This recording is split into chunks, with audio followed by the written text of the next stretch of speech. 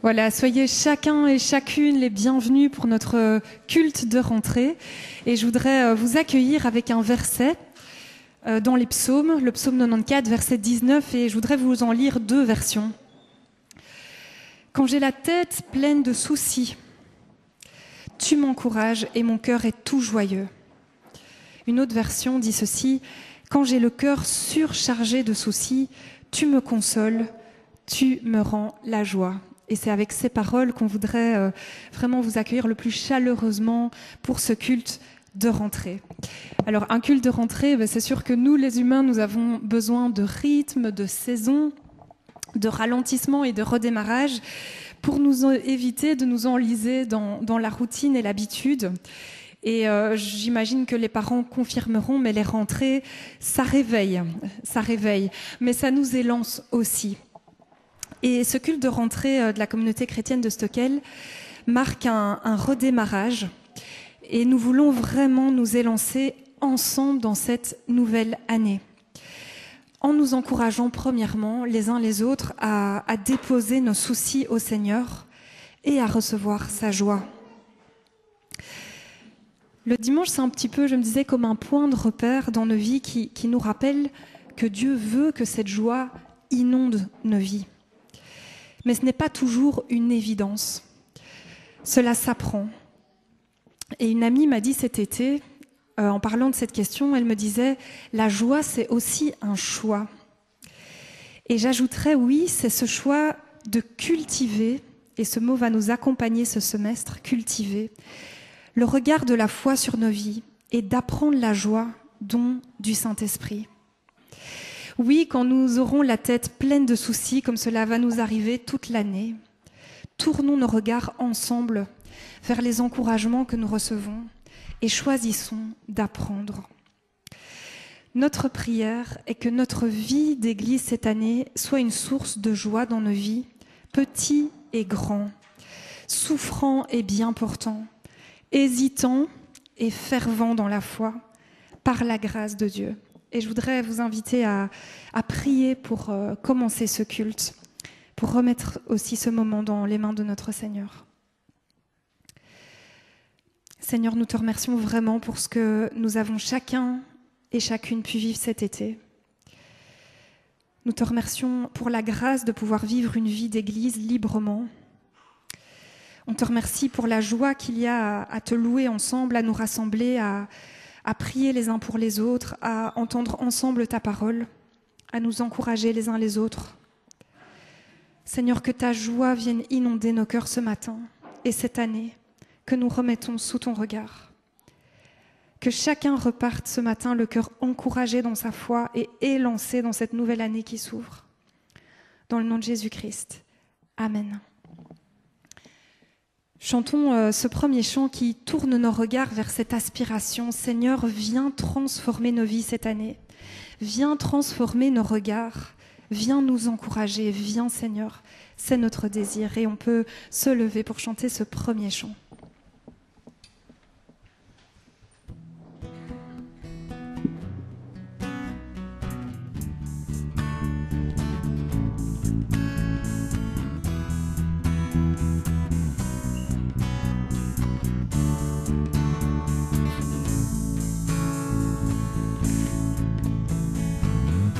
Nous désirons, Seigneur, une seule chose aujourd'hui. Alors que nous chantons, viens transformer nos vies. Élève-toi, élève-toi, et viens dans ta gloire. Cours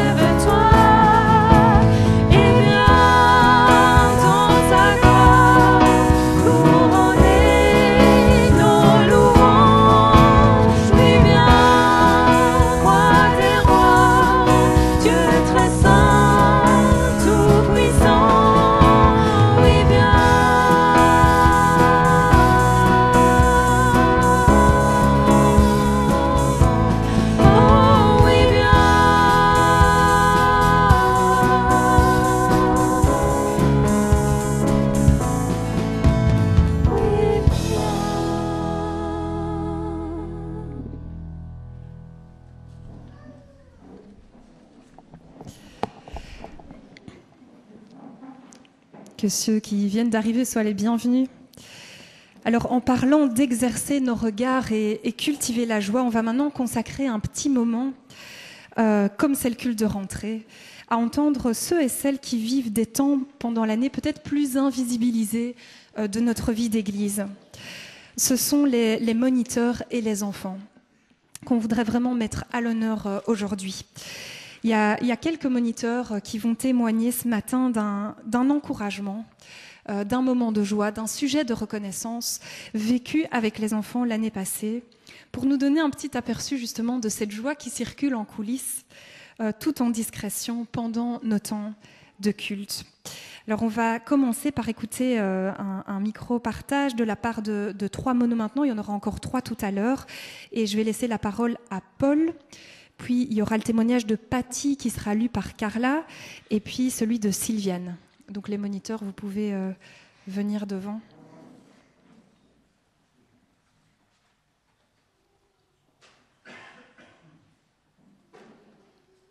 Ça, je donne un petit témoignage. Déjà, je suis super content de démarrer l'année.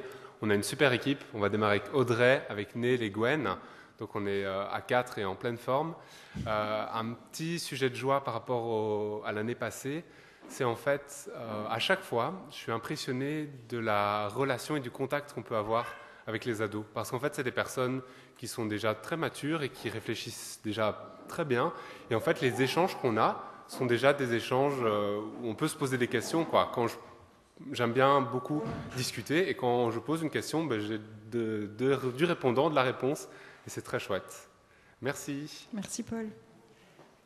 Maintenant, c'est le témoignage de Patty qui n'est pas là ce matin et merci Carla de lire pour elle.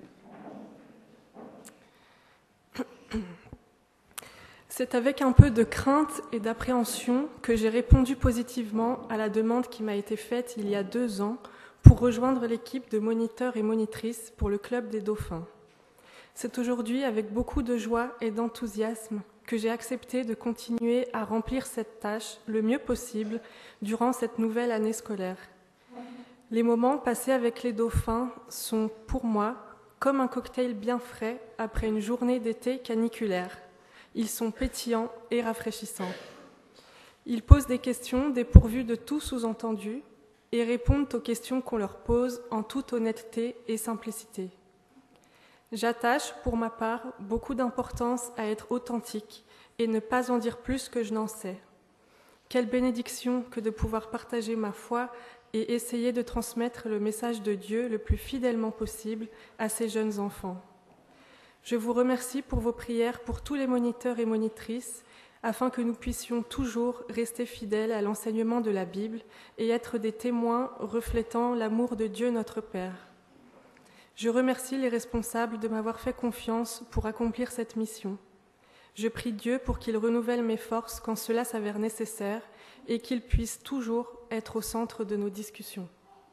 Merci beaucoup, Carla. Et Sylviane qui est au bébé.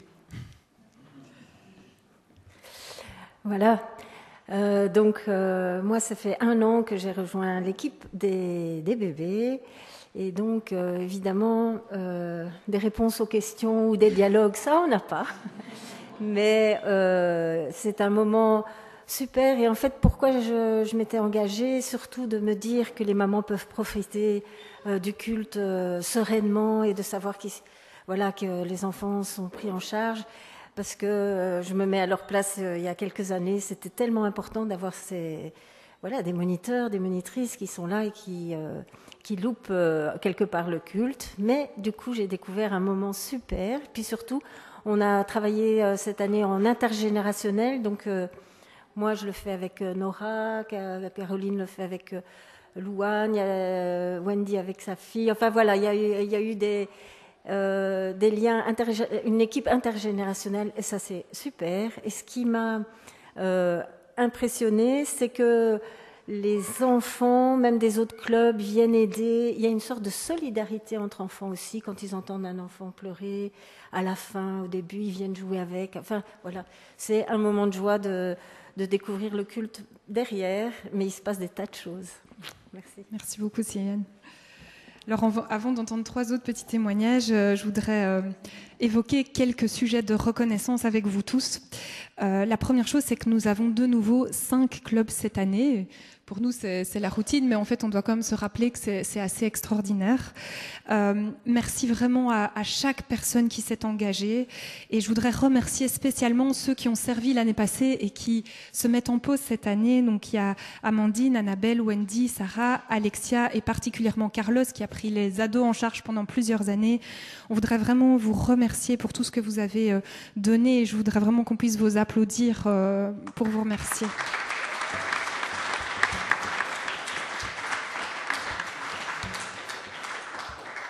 Un autre sujet de reconnaissance, merci vraiment à Carlos, Paul et Pierre qui ont refait le local des Dauphins. Voilà un petit aperçu des travaux. Tu peux aller à la suite. Pierre a monté les meubles et les Dauphins ont un local flambant neuf et je dois dire que ça change vraiment l'atmosphère. Donc vraiment là aussi on peut les applaudir et pour les remercier. Voilà, encore deux sujets de reconnaissance. Donc, je vous présente rapidement les équipes des monos. On le fait une fois par an. Il y a un petit visuel pour que ça puisse mieux... Voilà. Donc les marmottes, donc c'est le groupe des bébés. La responsable c'est Anne. Donc vous avez Sylviane et Nora qui vient en renfort par moment. Caroline aussi avec Loane qui vient en renfort. Emma. Et alors 5 minutes avant le culte, il nous manquait encore un moniteur et on a reçu un oui. Donc il manque la photo de Véronica qui va être le binôme d'Emma. Elles vont faire une fois sur 2. Donc voilà pour le groupe des marmottes. Ensuite on a les éléphants. C'est le groupe des maternelles avec Sophie comme responsable, Suzanne et Fabienne. Elles tournent à 3. Merci beaucoup. L'Arche, c'est Cécile qui est responsable avec Patrick et Ingrid. Ensuite, les Dauphins, Micheline est responsable avec Benoît, Paty et Daiméné Joël. Merci à elle de rejoindre l'équipe cette année. Et alors les ados, donc Paul en a parlé, donc on est 4 moniteurs principaux et puis Carla nous donne un petit coup de pouce déjà ce mois de septembre, donc je l'ai rajouté. Donc vraiment merci à toutes ces équipes et je vous demanderai vraiment de prier pour eux tout au long de l'année. Il y a des dimanches où c'est facile, où c'est chouette et puis il y a des dimanches où c'est parfois plus compliqué, donc n'hésitez pas à les soutenir dans la prière. Une dernière chose, c'est qu'en plus, nous aurons les dimanches pas comme les autres, au nombre de 5 cette année, avec de magnifiques flyers qui sont réalisés par Caroline. Vous les avez normalement sur vos chaises. Et donc, vous avez le programme de cette année. C'est l'occasion pour les enfants d'inviter des copains. Donc, n'hésitez pas à noter ces dates dans vos agendas. Merci à tous pour ce soin aux enfants qui est vraiment au cœur de la vie de notre Église. Et je vais maintenant appeler les 3 autres moniteurs avant de passer un temps autour des enfants. Alexia, son témoignage va être lu par Joël maintenant. Et puis on écoutera Benoît et enfin Suzanne.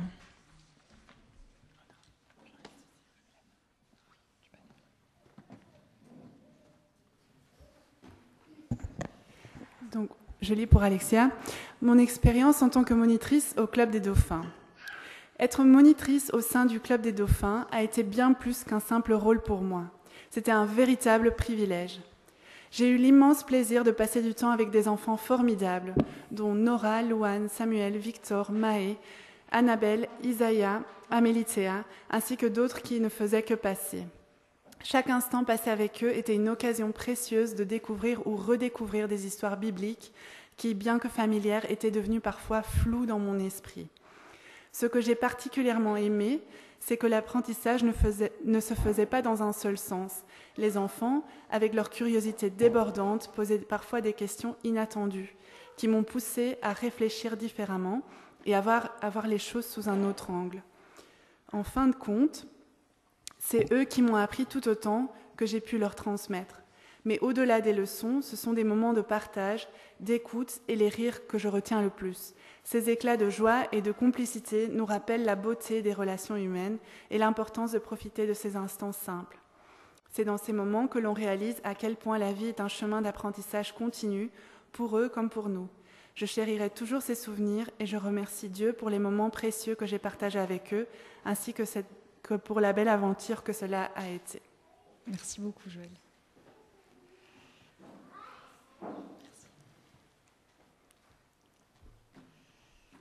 Bonjour à chacun.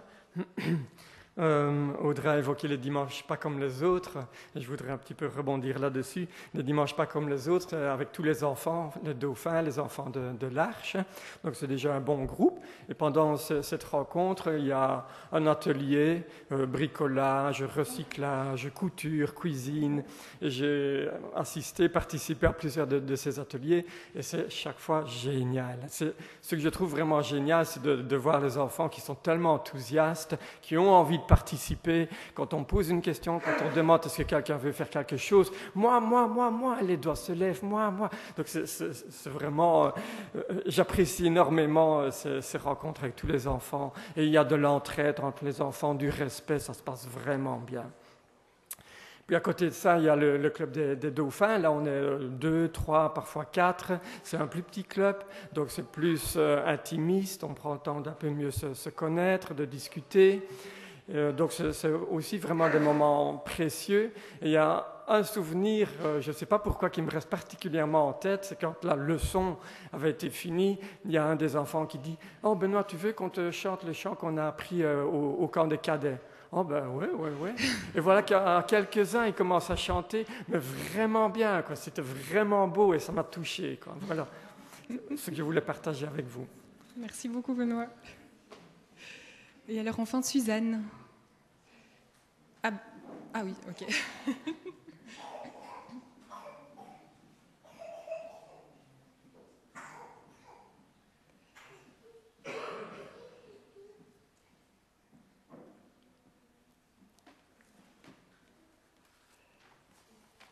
Merci Audrey. Bonjour à tous. Mon petit partage aujourd'hui est celui-ci. Au Club des éléphants, nous avons 2 coins. Le coin histoire et le coin partage. Mon préféré, c'est le coin partage. Parce que là, j'aime tellement voir les yeux pétillants des enfants quand ils racontent leur semaine ou leur samedi avec mamie, papi, maman ou papa.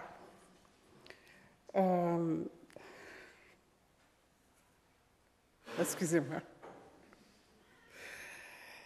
Et même ce qu'ils vont faire après le culte.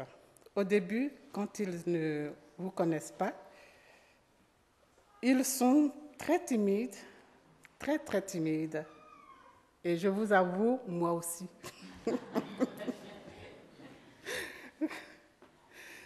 Quand leurs petits yeux que vous ne connaissez pas vous fixent, c'est quand même intimidant.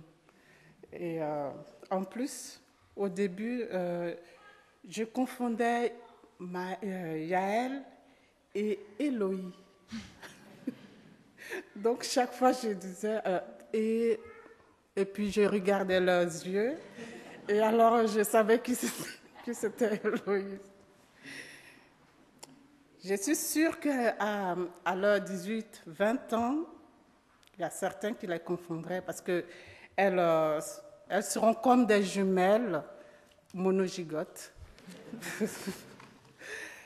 Ce qui est amusant de tout ça, c'est que ceux qui étaient timides, il faut presque un bouton off pour les faire taire, parce qu'ils n'arrêtent plus de parler, ils ont pris leur repère, ils vous connaissent, et puis bon, c'est amusant. Ça veut dire qu'ils se sentent bien. Et c'est super.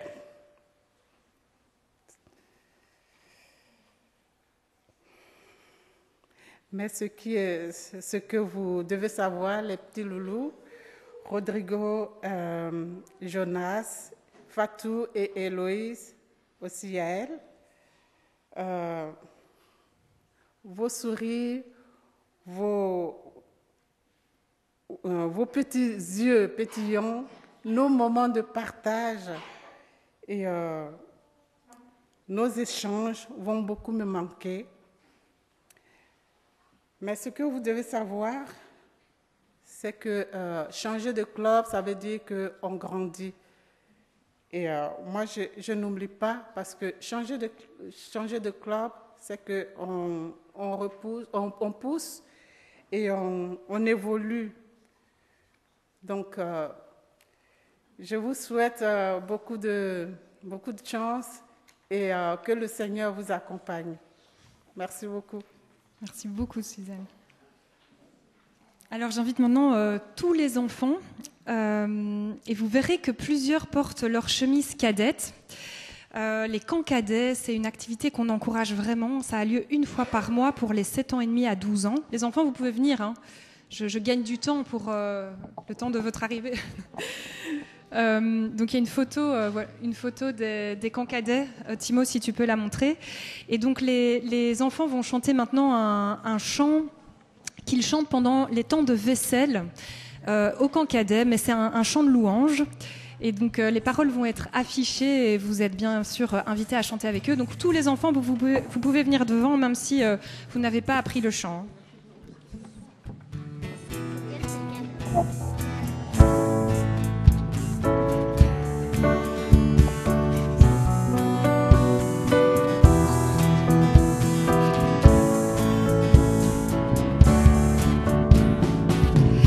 Comment ne pas te louer?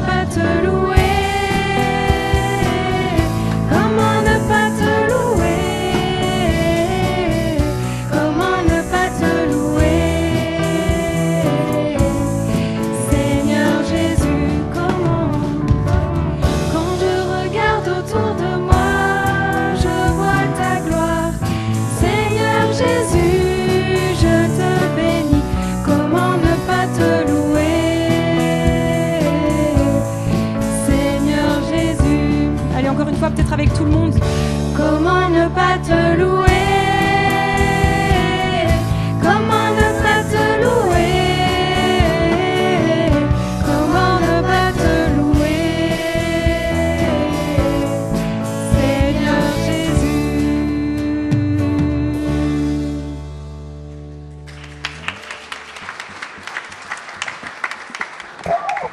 Non, j'invite les enfants qui ont préparé une petite phrase à rester près de moi. Ah, super Amélie. Donc parce que je voulais aussi leur donner la parole pour avoir une petite idée de la joie qu'ils vivent. Je leur ai tout simplement demandé « Qu'est-ce que tu aimes à l'église ?» Et donc ils vont nous répondre. Moi j'aime bien qu'on prie à Jésus et qu'il y a les madames et les messieurs qui nous apprennent des choses. Merci Amélie.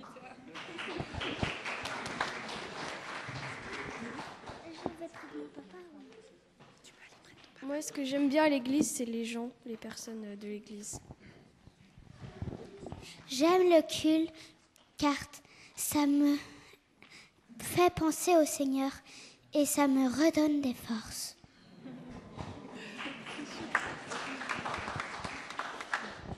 J'aime Jésus. J'aime bien venir à l'église parce qu'on chante et on chante tous ensemble et on est dans des moments de joie.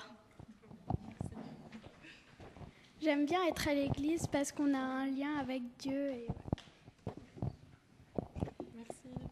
Moi, j'aime bien l'école du dimanche. Merci Maë. Moi, j'aime bien chanter. Merci Annabelle. Alors Toscane aime bien le culte, c'est chouette. Elle aime bien le club, c'est chouette. Et elle aime bien après le culte parce qu'on peut faire de la trottinette.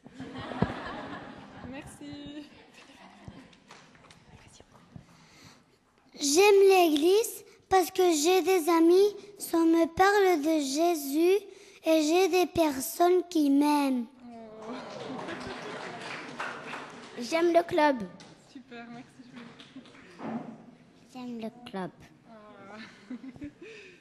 Je t'aime Jésus.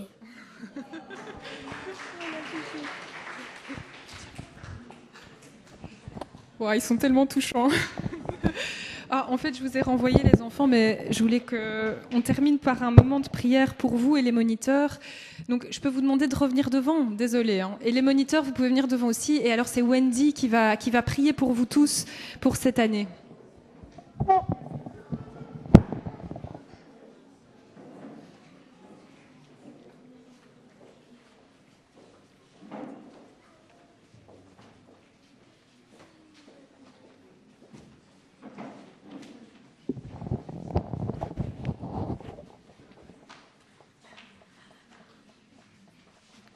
Ça fait les 3/4 de l'église.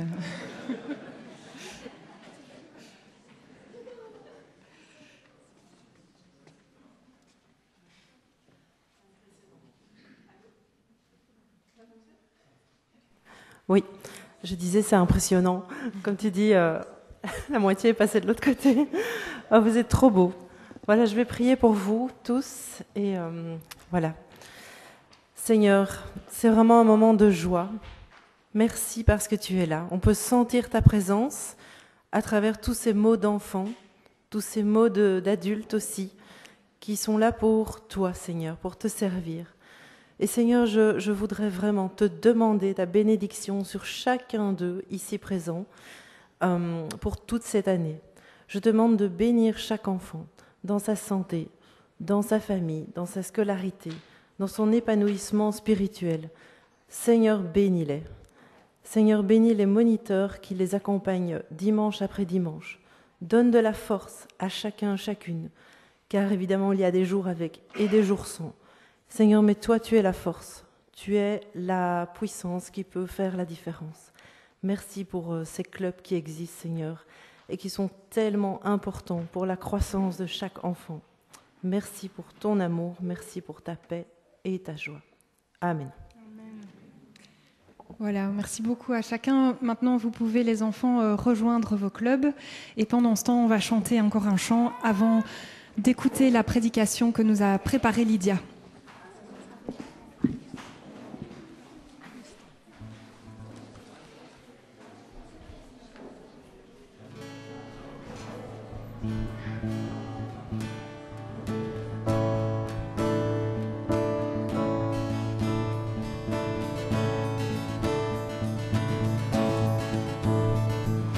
Alléluia.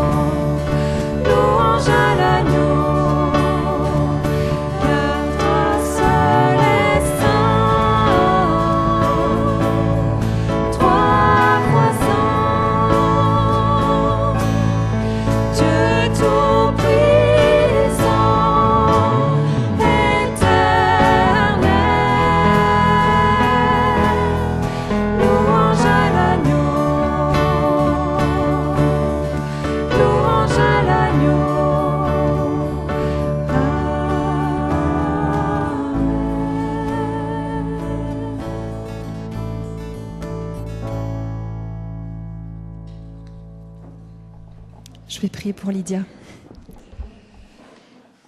Seigneur, je te remercie pour cette occasion que nous avons de nous mettre à ton écoute. Ouvre nos cœurs et accompagne Lydia pendant ce moment de prédication. Inspire chaque mot, Seigneur. Au nom de Jésus-Christ, amen.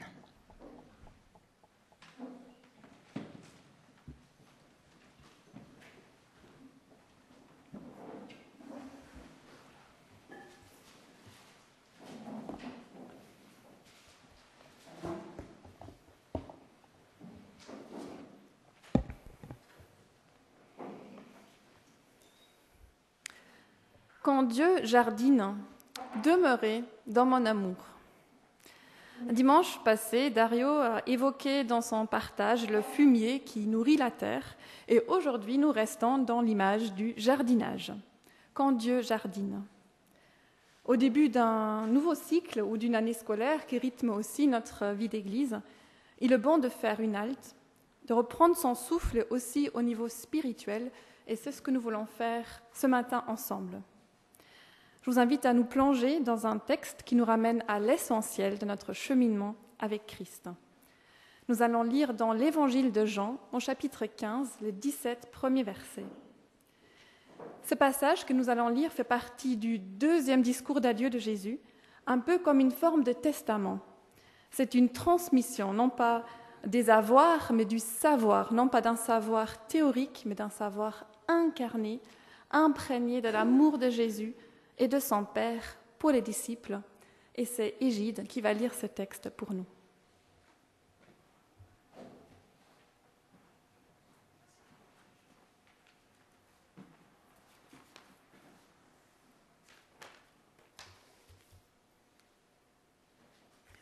Jean 15, 1 à 17.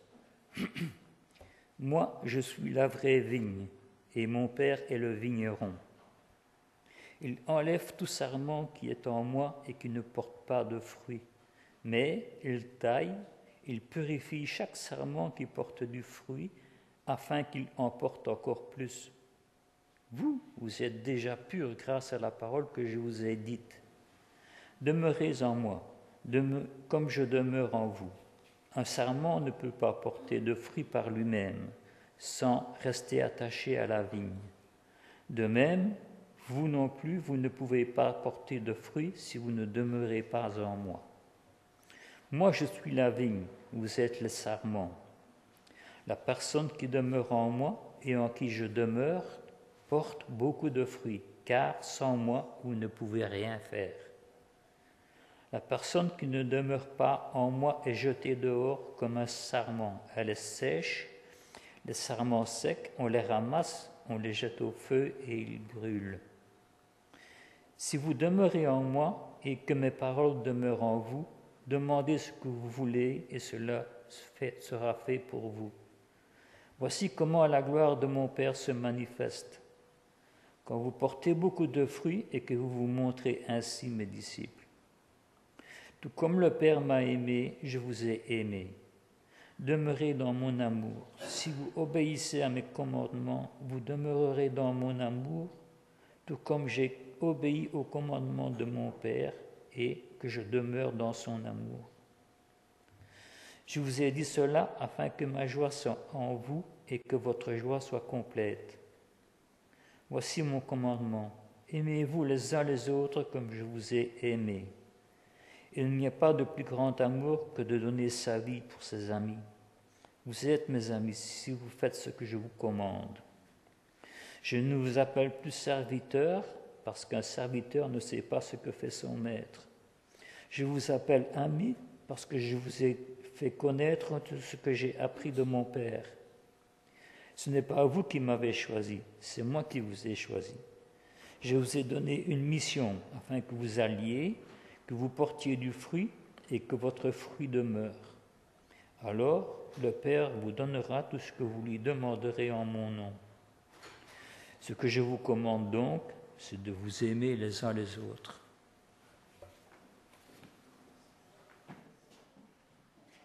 Merci beaucoup, Égide.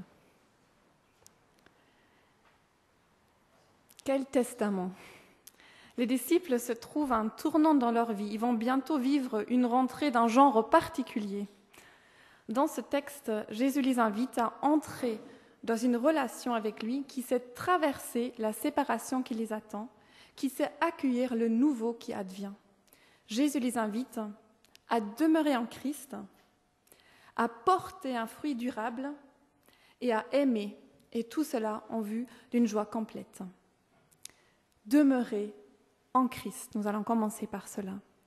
Verset 1, « Moi je suis la vraie vigne, et mon Père est le vigneron. » La vigne est une image couramment utilisée dans le monde antique dans toutes sortes de sources différentes et aussi dans l'Ancien Testament par les prophètes pour parler d'Israël auquel Jésus s'identifie ainsi. C'est une image qui exprime les soins de Dieu pour son peuple et le type de relation qu'il voudra entretenir avec lui. Dans ce texte, l'activité du vigneron est décrite en premier. Il enlève, il taille. En viticulture, l'émendage est une activité importante pour que la vigne investisse son énergie au bon endroit, à la production du raisin et pas seulement à la croissance des feuilles et des tiges. L'émendage sert à former la vigne et l'aide à croître dans la bonne direction. Quelle image parlante pour la formation, la transformation continue de notre caractère. Cette année encore, croissant dans la bonne direction, continuons à avancer dans la bonne direction afin de porter du fruit. Et cette transformation s'accomplit à travers la parole. Verset 3. « Vous êtes déjà purs grâce à la parole que je vous ai dite. » La transformation ou la pureté dans le langage de Jésus résulte de l'écoute. Le théologien Antoine Nouy dit « Le pur n'est pas celui qui se conduit impeccablement, mais qui ne triche pas avec la parole et qui ne cesse de la méditer. » La pureté dont il est question est donc liée à l'écoute, à la parole, à l'écoute de la parole. Il ne s'agit pas nécessairement de connaître cette parole par cœur, mais de laisser l'Esprit agir dans nos cœurs à travers elle. On a chanté « Transforme nos cœurs » quand nous chantons, mais aussi quand nous lisons « Ta parole, transforme-nous ». Il y a vraiment ici une invitation à rester attaché à la parole de Dieu, à la méditer, à l'étudier, à ne pas arrêter de la lire pour mieux la comprendre. Ne faisons pas comme parfois font les enfants dans les clubs « Je connais ». Et comme ça nous arrive aussi à nous parfois, il y a un texte qui est lu, on dit « Oh, je connais déjà tellement ». Non. Continuons à laisser la parole de Dieu nous élaguer, nous donner notre forme pour porter du fruit. Parfois, ça se passera tout en douceur. Et parfois, il y a aussi de la douleur attachée au fait de se laisser transformer, comme la vigne qui réagit à l'émondage par la sève qui coule telle une larme. Il s'agit de rester attaché à la parole faite chair. Demeurez en moi comme je demeure en vous, poursuit Jésus au verset 4. J'aime beaucoup ce verbe « demeurer ». Il demande une action, mais il implique aussi un repos actif de nos âmes et pas seulement le repos des vacances. Demeurer revient 11 fois dans ces 17 versets. Donc ça veut dire que c'est quelque chose qui est important ici dans ce texte. Demeurer. Daniel Bourguet souligne que Jésus ne dit pas « Soyez en moi », car il appartient au Père que le disciple soit en Christ, on ne peut pas le faire nous-mêmes, mais il revient au disciple de demeurer en lui, de durer dans ce qu'il sent par la puissance du Père, de persévérer avec l'aide du Père. Demeurer, c'est comme un ancrage. C'est le contraire de l'éparpillement dans tous les sens si courant dans notre société à l'attention fractionnée, et bien souvent aussi dans nos vies, dans ma vie. Demeurer va ici dans les deux sens. Nous en Christ et Christ en nous.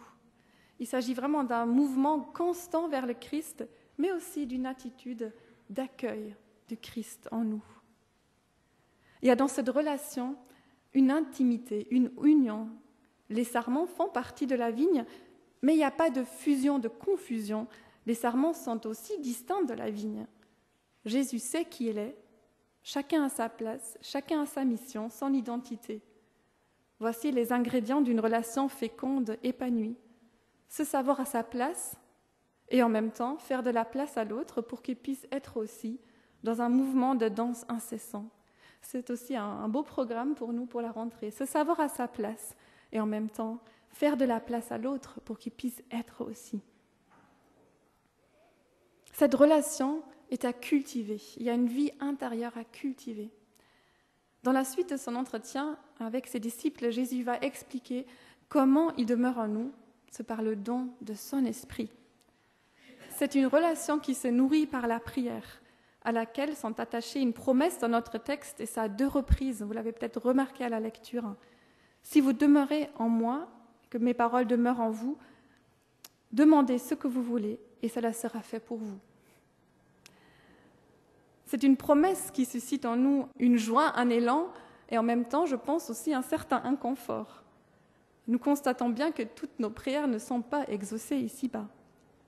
Mais au lieu de permettre à cette tension de rendre notre prière impossible, continuons à espérer, à investir dans cette relation Christ, à nous nourrir de ses paroles, pour être toujours davantage alignés sur les désirs de son cœur, que nous demeurions en lui, que nous portions du fruit. Demeurer en Christ pour porter un fruit durable. Nous rêvons tous et toutes de porter du fruit, que ce soit dans nos relations, dans nos familles, dans notre service à l'Église, dans tout autre lieu où nous sommes, au travail, dans un lieu de bénévolat. Parfois, notre désir de porter du fruit peut nous pousser à confondre fruit et résultat visible. Fruit est quelque chose que l'on peut mesurer. Mais ici, il s'agit d'un fruit qui a besoin de temps pour mûrir, d'un fruit qui est appelé à demeurer. Ce printemps, Jonas, il a semé quelques graines de fleurs avec Léo et il pensait que les plantes allaient pousser en une nuit. Et quand quelques semaines plus tard, les premières pousses ont réjoui nos yeux, il était rempli d'une joie et d'une impatience de partager ça. On va le dire à papa. Impatience de voir pousser, impatience de voir les résultats de notre travail dès tout petit. Mais porter du fruit prend du temps. Porter du fruit est intimement lié à demeurer. Porter du fruit est lié à notre relation au Christ. Je vais lire une citation d'un commentateur de ce texte que je trouvais vraiment très parlant. Porte du fruit advient dans la mesure où le croyant demeure fidèle à la relation que le Christ a nouée avec lui par le don de sa parole. Ça revient ici, le don de la parole. Le disciple n'est pas invité à atteindre un but, mais à rester attaché dans la durée à une relation déjà existante et à la vivre pleinement dans le présent de la foi. Oui, rester attaché à cette relation qui est là et ne pas atteindre toujours, nous fixer en permanence des buts. Je prêche en premier lieu à moi, je suis une adepte des to-do list, des buts à atteindre, que les projets se concrétisent, mais si on est invité à demeurer dans une relation. N'exploitons pas notre sol jusqu'à la dernière poussière, sinon à la fin, il ne restera que de la poussière. Une vraie efficacité, aussi dans une vie d'église, ne néglige pas le repos. Et c'est vraiment une belle invitation au début de cette nouvelle année. Porter du fruit ne veut pas dire entrer dans de l'activisme. Porter du fruit implique, par moments, c'est vrai, de se donner sans compter, mais aussi de savoir prendre de la distance pour pouvoir continuer à porter du fruit dans la durée. Et cette distance, nous la prendrons dans la prière, en regardant au Christ. Nous avons été choisis pour que notre fruit demeure, au verset 16. C'est pas vous qui m'avez choisi, c'est moi qui vous ai choisi. Je vous ai donné une mission afin que vous alliez, que vous portiez du fruit, que votre fruit demeure. Que votre fruit demeure, quand j'ai réalisé ça pour la première fois, ça m'avait vraiment interpellée. Jésus dit bien « votre fruit ». Il y a bien quelque chose de notre travail, du don de nous-mêmes, de notre amour les uns pour les autres, qui est durable, qui demeure. Il ne s'agit pas évidemment de s'approprier ce fruit et de s'en glorifier, mais nous pouvons nous réjouir quand notre travail, quelle que soit sa nature, porte du fruit. Oui, notre fruit, porté en étant uni à Christ, en étant attaché à la vigne, jamais sans lui, sera encore là dans l'éternité. Le fruit que nous allons porter aujourd'hui, ensemble en tant qu'Église cette année, sera encore là dans l'éternité. Et porter du fruit se décline dans ce texte d'une manière très pratique. Porter du fruit, c'est nous aimer les uns les autres. Demeurer en Christ, porter un fruit durable et aimer, et tout cela en vue d'une joie complète. Verset 9. Tout comme le Père m'a aimé, je vous ai aimé, demeurez dans mon amour. Nous vivons et nous vivrons encore des joies, et Audrey en a parlé dans sa présidence cette année, mais nous vivrons aussi certainement des déceptions tout au long de notre vie et aussi cette année. Seul l'amour du Christ restera. Même si tout devait s'effondrer, il y a des chantiers dans notre vie, il y a des choses qui parfois s'effondrent, mais l'amour du Christ restera. Nous n'avons aucune garantie de la réussite de ce que nous allons entreprendre cette année. Mais l'amour du Christ ne nous sera jamais enlevé. C'est le plus précieux que nous puissions vivre dans notre vie, l'amour du Christ, lui qui un jour sera tout en tout. Christ qui s'est donné à la croix, qui nous a révélé le cœur du Père. Demeurer en Christ, c'est vraiment demeurer dans cet amour-là. C'est le socle de notre vie, l'amour du Christ pour nous. Dans la tempête, puisons notre force dans l'amour du Christ. Sous le soleil aussi, puisons notre force dans l'amour du Christ. À nous tous et toutes, peu importe ce que nous vivons en ce moment dans notre vie, une invitation est adressée. Méditez sur le don de la vie de Jésus pour nous, comme nous allons le faire aussi tout à l'heure ensemble quand nous allons prendre le repas du Seigneur. Méditez sur le don de Jésus pour nous, pour demeurer dans son amour, parce que nous sommes déjà enveloppés dans cet amour. Jésus développe davantage dans ce texte ce que ça veut dire de demeurer dans son amour, obéir à ses commandements. Et voici le commandement qu'il donne à ses disciples au verset 12. « Aimez-vous les uns les autres comme je vous ai aimés. » Aimer, ça peut nous étonner quand même. C'est un drôle de commandement. Normalement, l'amour ne se commande pas. Mais à nouveau, je vais vous lire une citation de Daniel Bourguet parce que ça nous aide vraiment à comprendre. C'est cela l'obéissance, la mise en pratique de la parole d'amour du Christ, l'expression de la communion d'amour avec lui, la mise en œuvre de cette communion, sa prise au sérieux, sa manifestation, sa concrétisation. Obéir, c'est perpétuer l'amour. Ça nous aide à comprendre pourquoi il y a ce commandement d'amour. C'est vraiment, l'obéissance, c'est vraiment la prolongation de cet élan d'amour, de cette communion d'amour qui est là entre nous et le Christ grâce à la parole.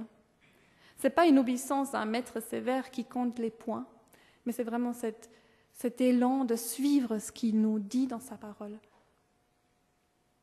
Il y a un double mouvement ici.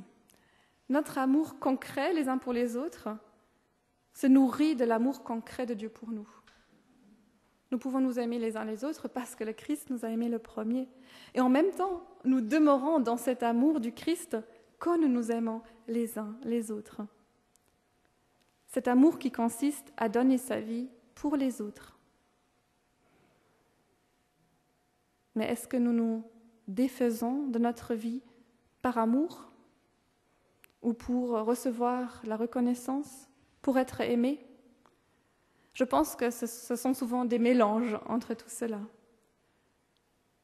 Nous avons besoin de revenir régulièrement à la source qu'est l'amour de Dieu pour nous, pour que notre amour ressemble un peu plus, ressemble davantage à l'amour de Dieu. Pour lui demander de guérir ce qui est encore malade dans notre amour, de lui demander de transformer notre amour au contact du sien. Oui, sans lui, nous ne pouvons rien faire, y compris et même avant tout aimer. Aimer comme lui. Les disciples sont appelés à s'aimer les uns les autres. Ils ont ceci en commun, qu'ils sont chacun sarment. Et c'est un point important aussi pour notre vie d'Église. Nous ne sommes pas des électrons libres, nous sommes tous et toutes attachés, reliés au cep. Nous sommes unis au Christ et ainsi unis les uns aux autres par lui. Et cette prise de conscience nous invite à nous réjouir du fruit porté par d'autres et aussi à tenir compte de l'autre dans nos actes, dans nos paroles, comme nous le faisons déjà, mais nous pouvons continuer à aller dans cette direction. Dans ce texte aussi, nous sommes encouragés à nous considérer non pas uniquement comme serviteurs et servantes du Christ, mais comme ses amis. Et ces deux réalités ne s'excluent pas, elles peuvent vraiment être tenues ensemble. Jésus lui-même a dit à ses disciples 3 chapitres plus haut, en Jean 12, « Si quelqu'un veut me servir, qu'il me suive, ainsi mon serviteur sera là où je suis. » Mais maintenant, dans ce texte, il parle d'amis. Il met en avant cette proximité, cette amitié qui existe entre lui et ses disciples. Et cette amitié se fonde sur les paroles qu'il leur a dites. Une seule fois déjà dans l'évangile de Jean, il a été question de l'amitié avec Jésus. Et je voulais vous partager ce lien parce que je le trouvais vraiment délicieux. C'est Jean-Baptiste, dont la vie a servi, toute la vie a servi à annoncer le Christ, qui dit, Jean 3, « L'ami de l'époux, il se tient là, il l'écoute, et la voix de l'époux le comble de joie. C'est là ma joie, et ma joie est complète. » Et dans notre texte aussi, il est question de cette joie complète. Quelle pensée inimaginable. Jésus nous appelle ses amis. L'amitié est là, mais en même temps, avec Jean-Baptiste, il y a l'humilité qui reste palpable. Il poursuit Jean-Baptiste, « Il faut qu'il grandisse et que je diminue. » Cette amitié en même temps, cette humilité. Et dans notre texte, cette humilité est exprimée ainsi, « Vous êtes mes amis si vous faites ce que je vous commande, si vous restez dans cette relation, si vous suivez cet élan d'amour, si vous obéissez à mes commandements. » Jésus est notre ancrage, notre socle, notre ami, comme ça nous a été aussi rappelé dans un témoignage récemment par Neil, notre ami que nous avons envie d'honorer par une obéissance qui est cet élan d'amour qui naît de son amour pour nous. « Je vous ai dit cela, dit Jésus, afin que ma joie soit en vous et que votre joie soit complète. » C'est le verset 11 qui, en réalité, quand on regarde le passage, au centre du passage, « Je vous ai dit cela afin que ma joie soit en vous, que votre joie soit complète. » Jésus est concerné par notre joie. Il veut notre joie, une joie complète. Il ne s'agit pas ici de n'importe quelle joie qu'on peut vivre, mais c'est vraiment la joie de Jésus qui est communiquée aux siens. Cette joie de communion, cette joie qu'il partage lui-même déjà avec son Père. Et je crois que le plus beau que nous puissions vivre, dans la diversité de nos situations, c'est de vivre éveillé à cette joie-là. Une joie offerte, une joie renouvelée, une joie qui va au-delà de ce que nous faisons ou réussissons dans cette vie. Et en commençant dimanche prochain notre nouvelle série de prédications à contre-courant, nous allons justement approfondir le thème de la joie. Cultiver la joie dans une culture de l'insatisfaction. Tout au long du semestre, en restant dans l'idée du jardinage avec le leitmotiv « cultiver », nous allons aborder différentes valeurs, la joie, la paix, la patience dans une culture de tout de suite, la fidélité dans une culture de l'inconstance, ainsi de suite. Et nous allons nous inspirer d'un livre qui s'appelle « À contre-courant, cultiver les valeurs du royaume de Dieu ». Vous avez aussi sur vos chaises les flyers, vous voyez toutes les dates et tout le beau programme qui nous attend. Et vous avez aussi derrière vous une œuvre d'art faite pour nous par Caroline. Et je trouve ça vraiment très précieux quand on peut accompagner ce que nous entendons, ce que nous comprenons dans notre tête avec ce que nous ressentons dans notre cœur, soutenu par le regard sur l'art. Donc merci beaucoup à Caroline. Et nous allons commencer ce beau parcours ensemble dimanche prochain. Mais aujourd'hui, je vais conclure avec une prière que j'ai écrite en méditant sur le passage de Jean 15 que nous avons vu ensemble aujourd'hui. Sans toi, fruit sans arbre, illusion, ta parole m'élague, me redonnant sève et goût. Un trio aux multiples acteurs, être en faisant, faire en étant. un amour à recevoir à toute heure, à cultiver à chaque saison. Une joie à vivre, la tienne, la mienne. Mon fruit sans possessivité, c'est réjouir, partager, chérir, aujourd'hui, demain, demeurer. Amen.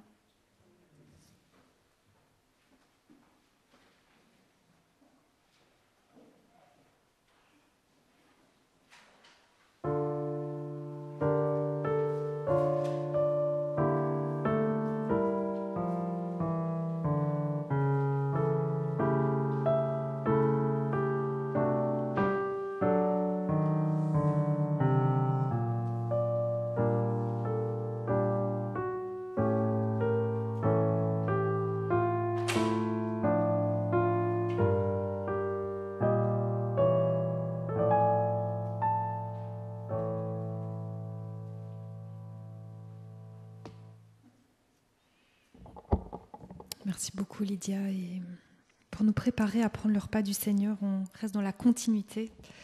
Je voudrais juste répéter ces paroles que Lydia vient de prononcer. Demeurer en Christ, c'est demeurer en son amour. Le socle de notre vie, c'est l'amour de Christ pour nous. Dans la tempête, puisons notre force dans l'amour du Christ. Sous le soleil, puisons notre force dans l'amour du Christ. À nous tous et toutes, une invitation est adressée. Méditez sur le don de Jésus pour nous, comme nous le faisons en prenant le repas du Seigneur. Méditez sur le don de Jésus pour nous, pour demeurer dans son amour, parce que nous y sommes déjà enveloppés. Que ce matin, nous puissions prendre ce pain et ce vin en méditant sur le don d'amour et de joie, sur cette dimension qui nous est nécessaire pour vivre abondamment. Et que pendant ce moment, nous puissions nous imaginer à table avec Jésus et parlons-lui de ce qui nous pèse, de ce qui nous rend heureux aussi. Déposons-lui nos fardeaux et recevons sa joie pendant ce moment si particulier de notre culte. Je vous invite à prier.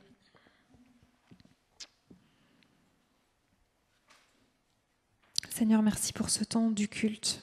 Merci pour ce moment de repas. Permets-nous, Seigneur, de vivre ce moment de face à face avec toi en vérité. Permets-nous de déposer véritablement nos fardeaux à tes pieds. Ce qui peut-être dans notre jardin s'avère être une mauvaise herbe. Permets-nous, Seigneur, aussi de repartir avec ta joie, la joie de ta grâce, manifestée à la croix. Au nom de Jésus-Christ, amen. Je vais demander aux 3 personnes qui ont été désignées de distribuer le pain et le vin, et nous allons chanter pendant ce moment « Rédempteur du monde ».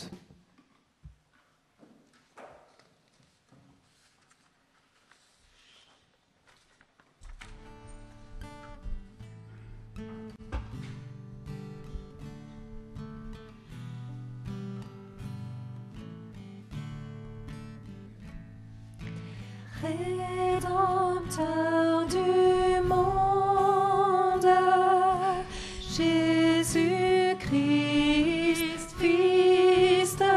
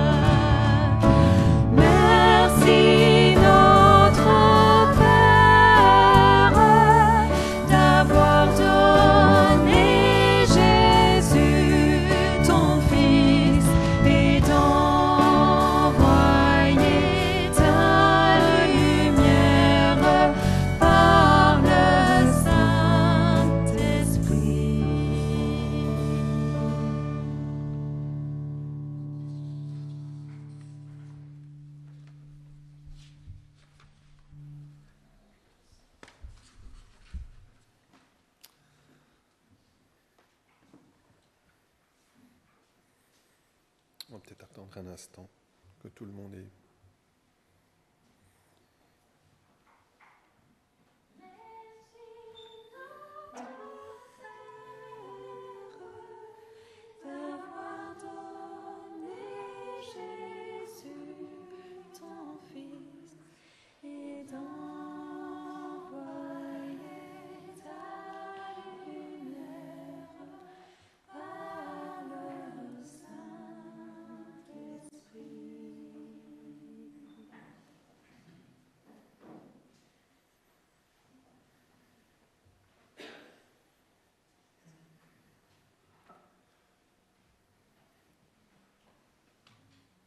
Voilà. Merci pour ce culte de rentrée. Cette semaine, nous nous retrouvons jeudi depuis la maison et par Zoom de 19h30 à 20h pour prier ensemble et, entre autres, pour recommander cette année au Seigneur. Bienvenue à toutes et à tous. Un tout petit peu plus loin, le vendredi 13, c'est déjà le vendredi qui arrive, c'est la reprise des cafés Théo chez Audrey pour les jeunes, plutôt 20-30 ans, qui aiment la théologie, qui aiment discuter. Ça recommence vendredi. Soyez attentifs dans vos agendas, le dimanche 22 septembre, c'est le dimanche sans voiture. Il n'y a donc pas de culte ici à Stockel, et je pense qu'en général, il y a à Gansoren si vous voulez y aller, ou alors si vous êtes de l'extérieur, vous pouvez aller à Bierge par exemple, où vous avez envie. Le dimanche 15, sortie Stockelfen au Parc des Sources à Woluwe. N'oubliez pas de nous communiquer votre email. Et voilà. Nos pasteurs, vous les connaissez pour la plupart d'entre vous, j'espère. Et vous voyez qu'il y a une petite ligne qu'on a rajoutée, 2 petites lignes exactement. On leur a demandé de choisir 4 jours de travail où elles sont particulièrement disponibles pour Stockel. Moi, j'ai retenu pour l'instant que mercredi et samedi, elles se consacrent à leur projet et à leur famille. C'est déjà un bon début. Si vous retenez déjà ça, c'est déjà pas mal. Et pour le reste, on va s'habituer petit à petit. Et oui, notre Église, évidemment, c'est, vous le savez, hein, c'est témoigner en action. On a un peu parlé de ce qui se fait dans l'Église. Là, c'est ce qui se fait hors de l'Église et où pas mal de nos membres sont actifs. J'aimerais mettre un petit focus ce matin sur une action de Serre de City. Serre de City et AMA 4. AMA 4, c'est la maison qui se trouve juste en face, qui est une maison de soins spécialisée et destinée aux personnes âgées ayant des déficiences intellectuelles qui ne peuvent plus s'occuper d'elles-mêmes ou dont les aidants ne sont plus en mesure de le faire. L'âge des résidents varie de 50 ans à plus de 90. Les déficiences intellectuelles des résidents varient, mais le grand âge apporte également les mêmes troubles physiques et mentaux que tout le monde subit en vieillissant. Malgré cela, la maison est un environnement très heureux et positif. On a été avec les enfants, je pense que Audrey, tu as aussi visité, Ariane aussi a visité AMA 4 il n'y a pas très longtemps. C'est un environnement donc très heureux et positif, et les résidents peuvent participer à de nombreuses activités, à la fois à l'intérieur et à l'extérieur de la maison. Le projet de Serve de City vise à constituer une petite équipe régulière de bénévoles qui aideront à ces activités en emmenant des groupes de résidents faire des promenades, prendre un café, faire un peu de shopping ou simplement discuter. Ce travail est particulièrement important pour les résidents qui n'ont plus de visiteurs. En tant que bénévole, vous pourriez devenir leur visiteur régulier, leur offrir une journée chaque semaine à attendre avec impatience. C'est une opportunité de bénévolat vraiment enrichissante pour un bénévole engagé. Nous vous garantissons que vous allez adorer. Vous pouvez le faire aussi en français ou en néerlandais, si vous voulez exercer votre néerlandais. C'est aussi l'occasion. Alors c'est chaque jeudi à 14h. Alors vous allez peut-être me dire, je ne suis pas disponible le jeudi à 14h. Ou, ouais, moi je ne me sens pas très appelé à faire du bénévolat. Là, ce rayon-là, ce n'est pas le mien. Aucun souci, voyez Nathan, il y a d'autres heures disponibles, il y a d'autres actions disponibles tout au long de la semaine grâce à Serve the City et vous pouvez avoir plus d'infos chez Nathan.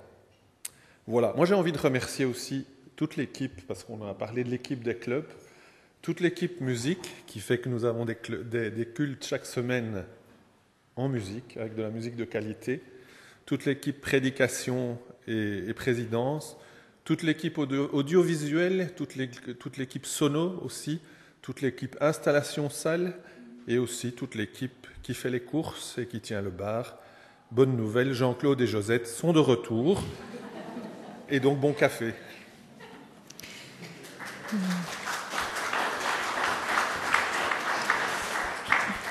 Je vous invite à vous lever pour un dernier chant qui peut être aussi un désir pour notre année. Jésus soit le centre. Et pendant ce dernier chant, les paniers à offrandes circuleront. Déposez-y librement ce que vous avez préparé.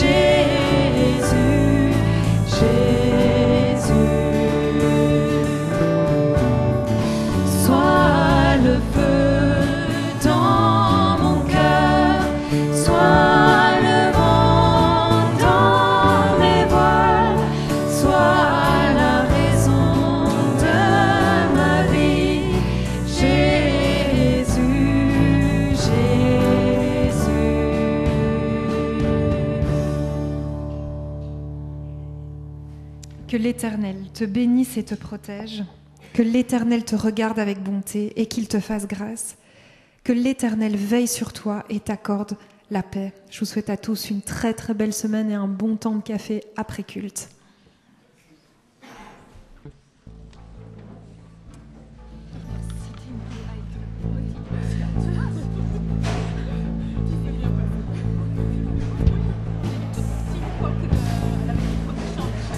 Ah oui, ça c'est pas entendu.